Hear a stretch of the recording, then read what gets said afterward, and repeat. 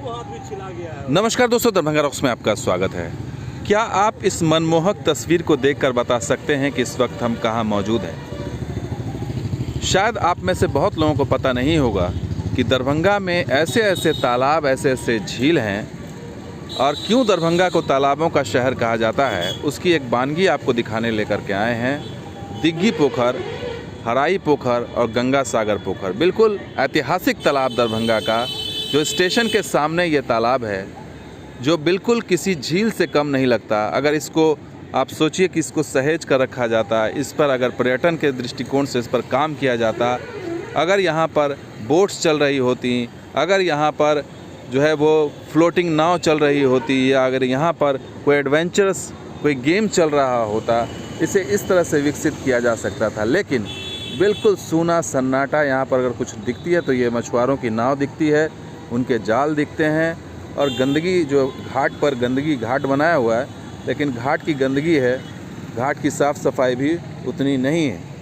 आप देखिए ये घाट की स्थिति है कि मेंटेनेंस के नाम पर ज़ीरो है। कुछ फव्वारा यहाँ पर दिख रहा है किनारे में। अब ये फव्वारा की भी हालत आप देख लीजिए क्या है, ये पता नहीं चलता है, नहीं चलता है, बीच में था, कहाँ था, ये तैर के यहाँ आ गया।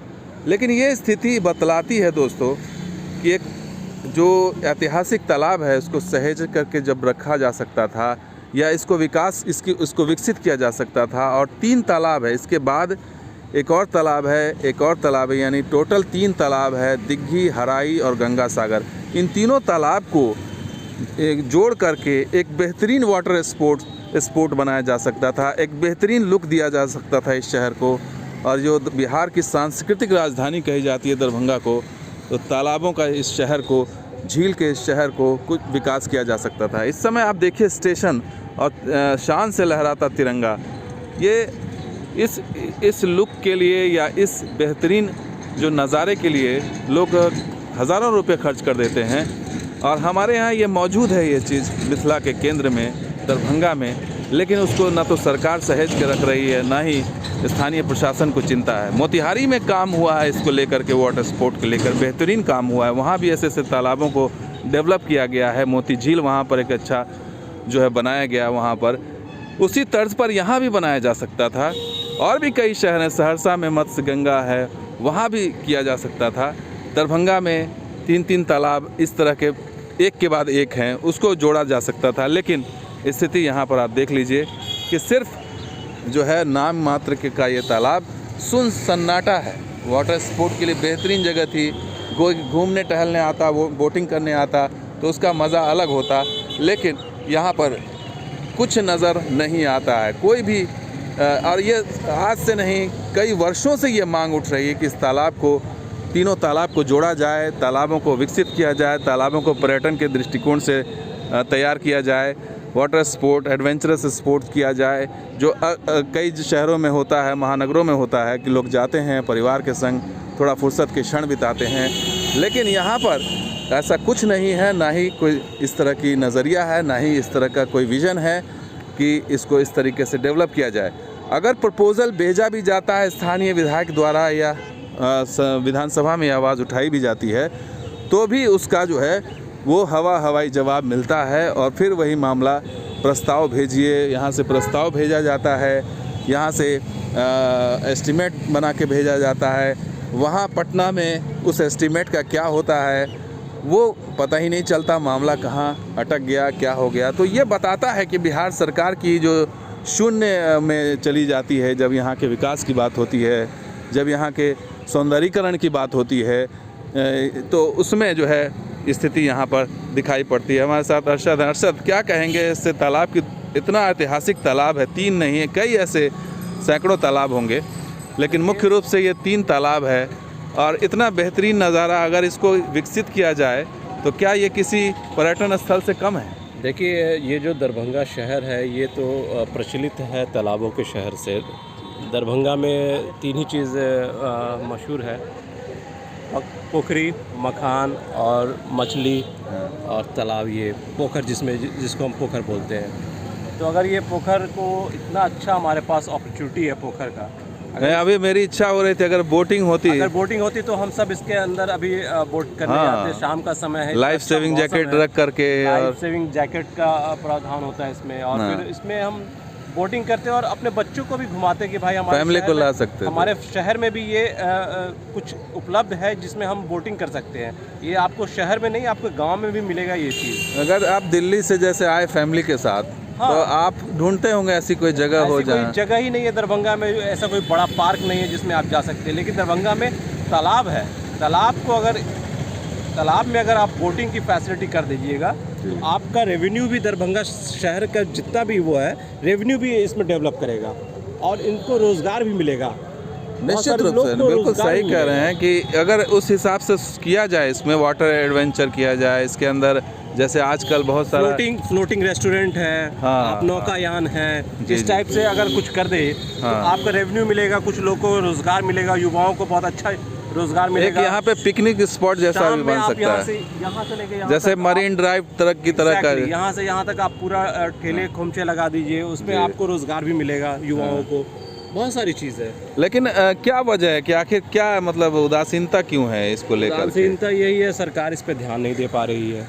क्या नहीं, करिए? क्या लगता है उनके जेब से पैसा जा रहा है, क्या है सरकार उनको के पास लगता है, बजट तो- सरकार को क्या लगता है, आज हम हैं कल नहीं है, जो इसका प्रावधान है इसको ठंडे बस्ते में डाल दो बस। और यहाँ से एस्टीमेट मंगाया जाता है, आपको बता दूं, बस वो लिखत और पड़ी हाँ, ऑन टेबल ही होता है, प्रस्ताव मंगाया जाता हाँ, है, जमीनी कुछ नहीं होता है, यहाँ से एस्टीमेट मंगाया जाता है, लेकिन वो सब कुछ धरा मतलब का धरा ही रह जाता है। खाना पूर्ति है, खाना पूर्ति है, बस वो सिर्फ दिखाने के मौखिक लिए। और टेबल कुर्सी पर ही काम होता वो है। सिर्फ दिखाने के लिए है। और जमीनी रिपोर्ट एकदम गायब है। जैसे अरशद के दिल की बात है कि वो फैमिली के साथ यहाँ थोड़ा सा वक्त बिताना चाहते थे, बच्चों को लेके आना चाहते थे। अब यहाँ अगर लेके आए तो यहाँ तो कुछ नहीं है, कुछ क्या नहीं, करें? बस यहाँ एक आए, स्टॉप किया, तालाब दिखाया और चल दिए। अगर यहीं पे फ्लोटिंग रेस्टोरेंट होता, नौकायान होता, तो हम उन बच्चों को लेके अंदर तक जाते। और सिर्फ इतना ही नहीं अरशद, यहाँ ऐसे 3 तालाब यहाँ पर आसपास में ही, उन तालाबों और को उनको भी interconnected हाँ, उनको करने की जोड़ बात चल रही थी, जिसमें उनको जोड़ने की योजना थी। पर्यावरण जो है ना और भी सुंदर होगा। मेरी तो खास अपील है पर्यावरण मंत्री जो हैं बिहार के, उनसे भी इस पे ज़रा ध्यान दीजिए। पर्यावरण के साथ साथ पर्यटन मंत्री को भी आप मंत्री को बोले। भी मैं इस पे वो करूँगा कि इस पे ध्यान दीजिए। बहुत अच्छा है ये इंटरकनेक्टेड, अगर 3 तालाब इंटरकनेक्टेड हो जाते हैं तो बहुत सारी सुविधा हो जाएगी, बहुत भव्य पर्यटक स्थल हो जाएगा ये। भव्य पर्यटन स्थल हो जाएगा। अरशद, हम एक बार ना चाहते हैं कि बाइक से इसका एक राउंड ले करके हम इसको दिखाएं, तो आप बाइक ले स्टार्ट करिए। हम इसको एक दिखाना चाहते हैं कि आखिर ये तालाब इतना सुंदर जो है, वो लगता है तो लगता है आपने एक जगह से देखा। अब हम आपको दिखाते हैं, आपको बाइक राइड इसके चारों तरफ से कोशिश करते हैं, और तब आपको पता चलेगा कि ये कितना सुंदर और कितना इसका जो व्यू है वो कितना शानदार व्यू है, मजेस्टिक व्यू है कि आप देखेंगे तो आपके मुंह से वाह वाह ही निकलेगी। ये देखिए, यहाँ से यहाँ पर कुछ झुपड़ियाँ बनी हुई, यहाँ पर बैठने के लिए देखिए जगह बनाई गई है, लेकिन ये सिर्फ आप नज़ारा ले सकते हैं, और वो भी काम चला हुआ एक बैठने की जगह। एक तो गिर गया है ये, और रख रखाव के नाम पर कुछ नहीं है। साफ़ सफाई जो है, गंदगी, घाटों पर झाड़ उगाए हैं, साफ़ सफाई नहीं है। घाट है, कुछ बच्चे बैठे हुए हैं, और यहाँ पर भी घाट है। पानी फ्रेश बिल्कुल साफ़ लग रहा है, पानी में कोई दिक्कत नहीं है। कहीं कहीं पर जलकुंभी है, लेकिन जो झाड़ उगाए हैं, साफ़ सफाई मेंटेनेंस नहीं है। अब यहाँ से हम वापस आपको घुमा के लेके चलते हैं, और फिर आपको एक व्यू यहाँ पे देखिए, मछुआरा नाव एक यहाँ पर है, मछुआरे नाव पर। तो ये मछुआरों के लिए ही स्वर्ग है, और बाकी आपको दिखाते हैं अभी। तो हम आपको यात्रा करा रहे हैं दरभंगा के उस अद्भुत और ऐतिहासिक तालाब की, जो स्टेशन के सामने है, रेलवे स्टेशन के। और ऐसे यहाँ पर 3 तालाब हैं बड़े बड़े, जिनको इंटरकनेक्टेड करके एक बेहतरीन पर्यटन स्थल का रूप दिया जा सकता है। चलते रहिए चलिए, और आपको दिखा रहे हैं कितना बेहतरीन लुक होता है जब इस पर सूर्य की रोशनी पड़ती है। वो भी तस्वीर हम आपको दिखाएंगे आगे। जब सूर्य की रोशनी पड़ती है और वो जो किरणें, गोल्डन किरणें जब वापस रिफ्लेक्ट होती हैं, तो वो नज़ारा अद्भुत होता है। लगता है जैसे आप स्वर्ग कुछ बच्चे नहा रहे हैं, कुछ अवैध निर्माण भी हैं यहाँ पर, अवैध पार्किंग भी है, गाड़ियाँ भी पार्क होती है। और स्टेशन का इलाका है तो अवैध अतिक्रमण तो रहता ही रहता है, और उसी अतिक्रमण के बीच में ये तालाब कहीं कहीं दिख जाता है। देखिए जो मैं बात कर रहा था, सूर्य की रोशनी जब पड़ती है इन तालाब की लहरों पर, कुछ इस तरह से रिफ्लेक्शन होता है और नज़ारा आप अनुभूति कर सकते हैं कि कितना बेहतरीन नज़ारा नज़र आता है जब आप यहाँ शाम के वक्त आप यहाँ पर आएंगे। और अगर इसको मेंटेनेंस इस तरह से ठीक किया जाए, यहाँ पर देखिए कितना गंदगी है यहाँ पर, और इस गंदगी पे आप बताइए कौन आकर के यहाँ बैठेगा, कौन यहाँ पर रुकेगा। और इसको मेंटेन किया जा सकता था, अवैध अतिक्रमण को हटाया जा सकता था, लेकिन वो नहीं किया जा रहा है। और इतना सुंदर व्यू होने के बाद भी जो है वो इसका लाभ लोगों तक नहीं पहुंच रहा है।